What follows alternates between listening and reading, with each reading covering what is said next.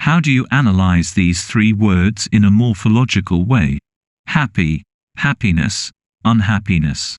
Happy, happiness, and unhappiness demonstrate various morphological changes. Here is a morphological analysis of each word. 1. Happy. The word happy is a base word or root word. It is an adjective and the root form cannot be broken down into smaller units. 2. Happiness. The word happiness is a noun that is derived from the adjective happy.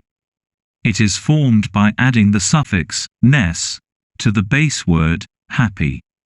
The suffix ness is used to indicate a state or quality. So, happiness means the state of being happy. 3. Unhappiness.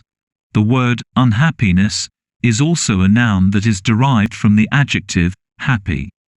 It is formed by adding the prefix un to the base word happiness. The prefix un means not, so unhappiness means the state of not being happy.